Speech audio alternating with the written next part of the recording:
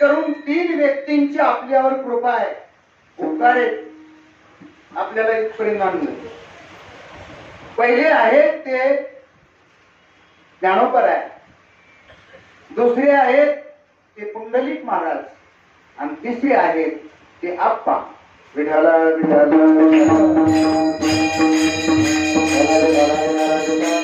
पुंडलिक महाराजांनी भगवान परमात्म्याला वैकुंठाहून इथं जमिनीवर आणलं. धन्य पुंडलिक बहुबरे निदान आले पंढरी, वैकुंठा जावया तपाचे सायास लागे जीवानास करणे बहु, तया पुंडलिके केला उपकार खेळावया भार. उपकार आहे पुंडलिकाचे. पंढरी वैकुंठ पंढरी निर्माण